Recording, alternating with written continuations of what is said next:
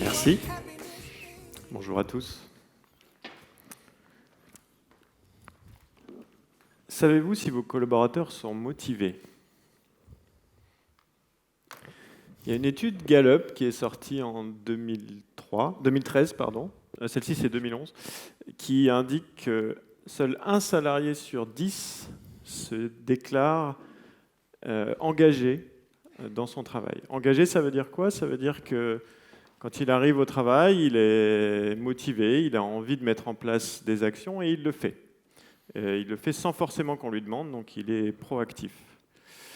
Cette étude a été décrite par Isaac Getz dans un TED Talk et il compare ces salariés-là à des poules à qui on demande de pondre des œufs, enfin qui pondent des œufs sans qu'on leur demande de le faire. Il y a 6 salariés sur 10 qui se disent désengagés. Eux, c'est plutôt des vieux chevaux fatigués. Ils viennent le matin, ils regardent la montre tourner et ils rentrent le soir en récupérant leur chèque. Et puis il y a une troisième catégorie qui, elle, représente 3 salariés sur 10 qui sont activement désengagés. Activement désengagés, c'est-à-dire qu'ils sont tellement démotivés de venir au travail que finalement ils vont passer leur journée à se plaindre et à essayer de détruire la motivation des autres. Donc Isaac Getz les compare à des renards qui veulent manger les poules. Alors un salarié sur 10 qui est engagé, c'est quand même pas terrible comme résultat. Donc est-ce qu'on ne pourrait pas faire un petit peu mieux ? Est-ce que vous ne pensez pas que si on changeait un petit peu la manière dont on s'occupe des collaborateurs, est-ce qu'on ne pourrait pas avoir une meilleure performance ? Je ne vais pas m'attarder sur les raisons qui font qu'on a cette répartition-là. Je vais plutôt me projeter sur les solutions qu'on pourrait mettre en œuvre.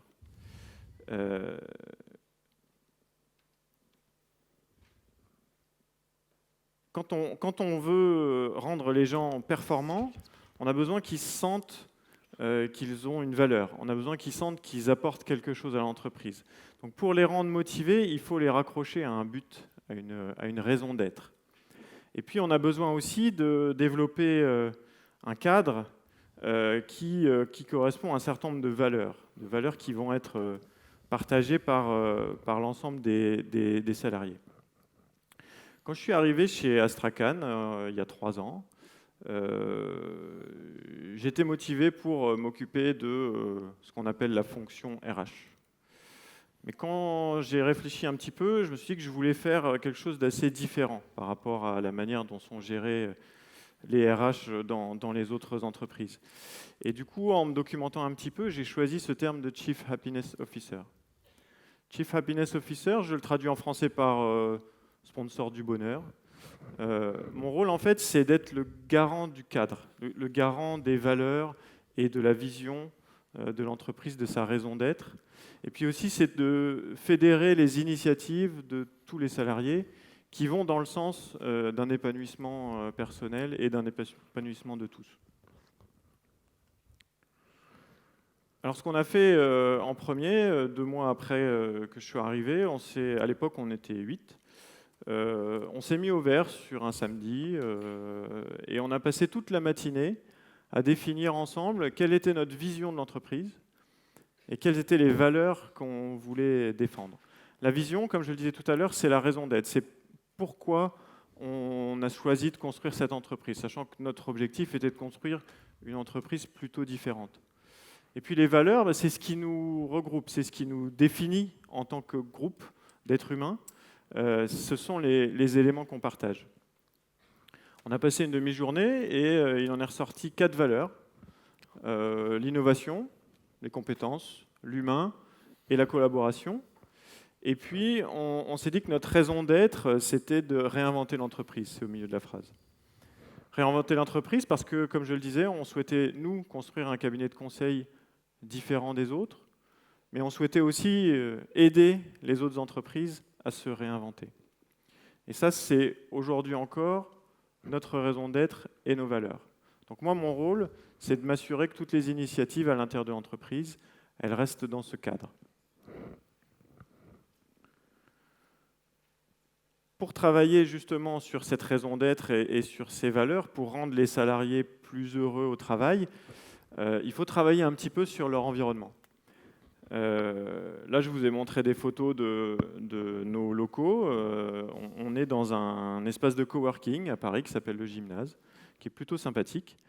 Et donc, on a fait attention effectivement à avoir un environnement où, quand les gens viennent au siège, sachant que comme on est des consultants, on est très souvent en clientèle, donc on ne se retrouve pas forcément tous tout le temps au siège. Quand on se retrouve là-bas, on a envie que les gens passent un bon moment et soient dans un environnement assez agréable. Donc on a pris quelque chose d'assez lumineux, il y a une super terrasse. Mais il ne suffit pas de mettre un baby-foot dans une salle pour rendre les salariés heureux. Okay, ça peut aider pour certains, mais ça ne suffit pas. L'environnement, c'est aussi tout ce qui est beaucoup moins visible. Tout ce qui ne transparaît pas dès qu'on rentre dans la pièce. L'environnement, ça passe aussi par la notion de transparence. Transparence ou accès à l'information. On a essayé de développer l'accès à l'information pour tous chez Astrakhan. Je vous donne 2 exemples. Chaque mois, on fait une réunion tous ensemble où on fait beaucoup de partage. Et dans cette réunion-là, on va partager les chiffres du mois, la santé financière. Ce qu'on souhaite, en fait, c'est que tous les consultants soient au courant de la santé financière de l'entreprise et soient capables, du coup, de prendre des décisions en fonction de ça. Parce que l'accès à l'information, ça permet d'accélérer la prise de décision et de la décentraliser. Chacun, à son niveau, est capable de prendre une petite décision. Si les affaires vont bien, tout va bien, on est capable d'ajuster ses choix. Si les affaires vont un peu moins bien, on va peut-être se recentrer sur la production et mettre de côté le projet R&D qu'on avait. Deuxième exemple, c'est la transparence sur les informations commerciales. Donc on a un outil de CRM. Le CRM, c'est une petite gestion de la relation client, qui est en fait une base de tous nos contacts clients et prospects, et qui liste finalement toutes les opportunités qu'on peut avoir. Cette information-là, dans un cabinet de conseil traditionnel, elle est hyper cloisonnée. Les managers qui ont leur base de clients ne veulent surtout pas la partager avec d'autres managers parce que c'est leur pouvoir, ça représente leur puissance à l'intérieur de l'entreprise. Chez nous, c'est tout l'inverse. On a mis ça dans un outil dans le SaaS, dans le cloud. Tout le monde a accès à toute l'information et c'est organisé sous la forme d'un flux, à la manière d'un réseau social d'entreprise. Donc finalement, chaque consultant peut consulter toutes les opportunités qui sont en cours et potentiellement, avec des mécanismes de commentaires, se positionner sur des opportunités qui l'intéressent. Ils peuvent aussi savoir sur quelles opportunités les managers pensent qu'ils pourraient être intéressants ou demandent de l'aide. Et donc finalement, ce partage de l'information amène à avoir beaucoup plus de proactivité, beaucoup plus d'implication de la part de tous les consultants, dans cet exemple-là, sur la partie commerciale. On a mis en place ce principe-là sur tout un tas de choses. Alors j'aime beaucoup cette phrase de Jürgen Appelo. Est-ce qu'il y en a qui ne connaissent pas Jürgen Appelo dans cette salle ? Oui, il y en a beaucoup. Okay. Jürgen Appelo, c'est un Hollandais qui a écrit un livre qui s'appelle Management 3.0. Il y développe un ensemble de techniques du management du 21e siècle, on va dire, pour le résumer comme ça. Et Jürgen Appelo, il dit « Diversity is in the brain ». En fait, la diversité se situe entre les oreilles.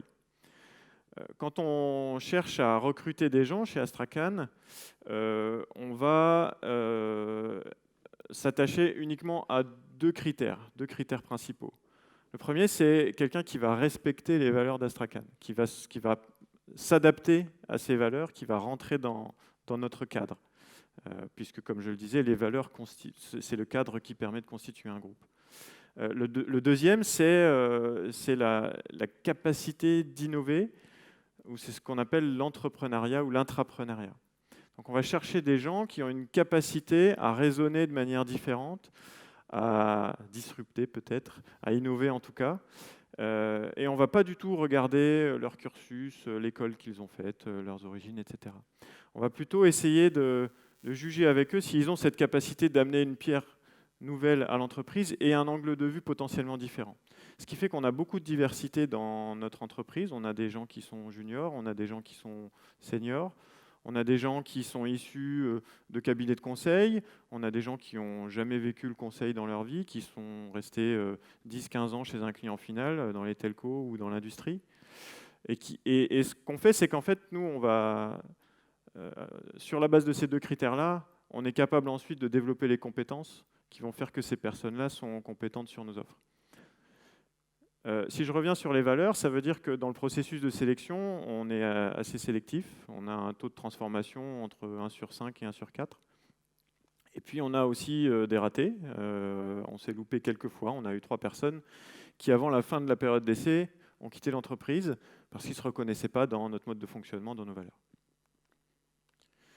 Ici, je vous ai mis un certain nombre d'activités qu'on a mis en place. Comme je le disais, mon rôle à moi, c'est de fédérer les initiatives. Donc ça ne vient pas de moi, ça vient de l'ensemble des collaborateurs. Et mon rôle, c'est de faciliter tout ça. Alors, je ne vais pas détailler tout ça. Je vais vous en parler de 2-3. Welcome to my world, c'est la possibilité pour quelqu'un de faire partager ses passions au cours d'une soirée ou d'un samedi, par exemple. Les sujets qui ont été abordés, ça va du karaoké à la méditation, en passant par la Zumba. Les suivants, ça va être l'architecture ou le saut à l'élastique. L'animation des réseaux sociaux, c'est intéressant. On a un consultant qui nous a proposé de passer du temps à animer les réseaux sociaux d'Astrakhan, Facebook, LinkedIn, Twitter. Et on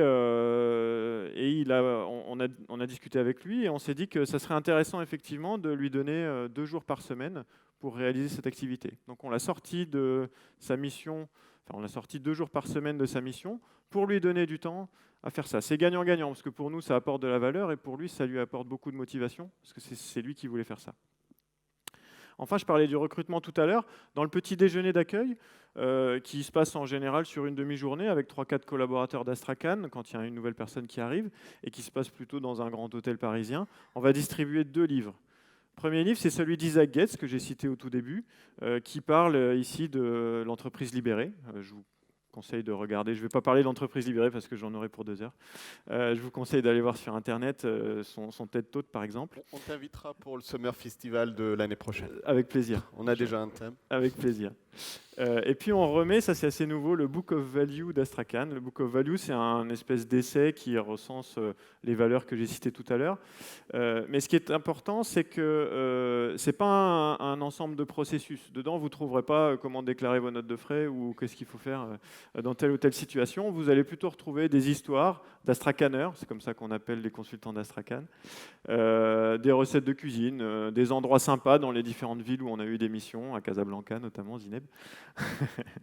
Et donc, nous, chez Astrakhan, on va plutôt privilégier la tradition orale. C'est-à-dire que si on a besoin d'une information, on va plutôt essayer de favoriser les interactions. Si on a une demande à faire, on va aller voir quelqu'un qui va savoir. Et s'il ne sait pas, il va aller voir quelqu'un qui va savoir. Et l'information va être diffusée comme ça.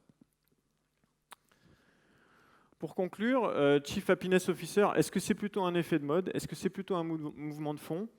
Je ne sais pas trop, je n'ai pas vraiment envie de me positionner là-dessus. Tout ce que je sais, c'est qu'il y a un certain nombre de personnes qui commencent à représenter assez fortement ce mouvement. La pionnière, c'est Jen Lim, qui était CHO chez Zappos. Zappos, c'est l'équivalent de Sarenza.com, qui a été racheté en 2011 par Amazon.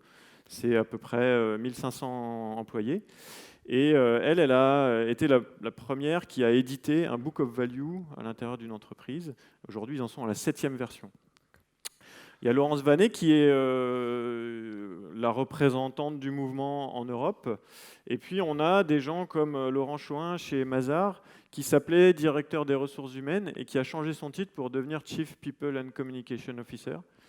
Mazars, c'est un cabinet d'audit, c'est à peu près 2700 personnes, donc ça commence à devenir des grosses entreprises. Alors, effet de mode, mouvement de fond, je ne sais pas. Ce que je sais, c'est qu'en tout cas, ce mouvement-là, il est rattaché à un certain nombre de transformations de la manière dont se passe le management dans les entreprises aujourd'hui, qui s'appuie sur l'entreprise libérée, Management 3.0, sur Beyond Budgeting ou des types d'organisations différentes que vous trouvez dans Reinventing Organization ou dans Holacracy, l'agilité.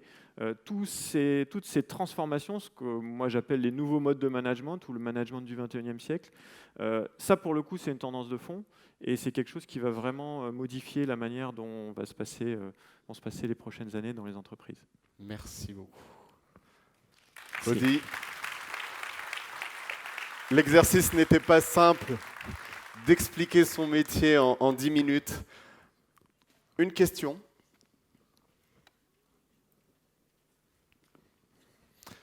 Tu te présentes, le micro devant la bouche, grand sourire, et pose ta question. Bonjour, Laurent Perrin, DGH et Scénarii, l'Agence de l'innovation Haute-Normandie. Moi, j'ai une question simple.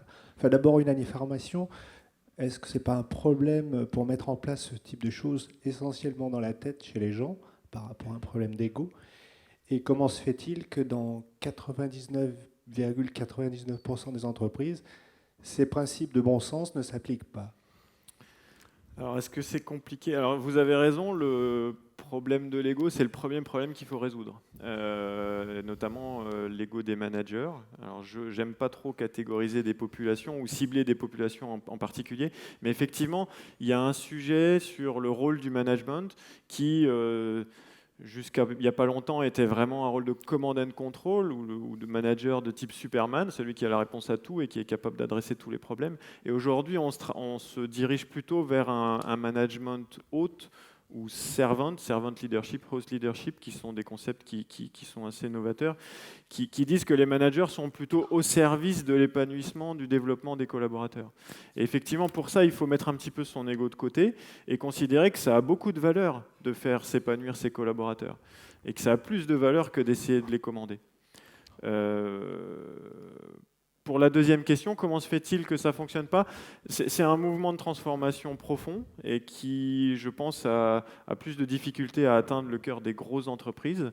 Par contre, toutes les petites sociétés que je connais, de type PME, sont en train de se former au management 3.0, par exemple, ou d'étudier finalement comment elles pourraient modifier leur mode de management. Je travaille aussi en ce moment à la SGIB, la banque d'affaires de la Société Générale.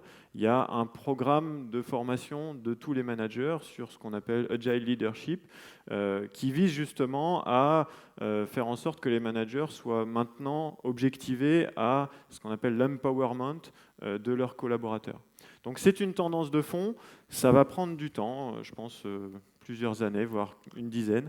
Mais en tout cas, c'est lancé. Et ceux qui ne sont pas dans ce bateau-là, ils vont avoir certainement des difficultés à recruter des gens ou à les conserver parce qu'on est passé d'une ère du salarié, c'est ce que disait Joël de René hier, hein, pour ceux qui étaient là hier, de l'ère du salariat à l'ère de l'entrepreneuriat. Et aujourd'hui, on a des profils entrepreneurs qui veulent faire partie d'un mouvement et qui ne veulent plus être managés de la même manière que leurs parents.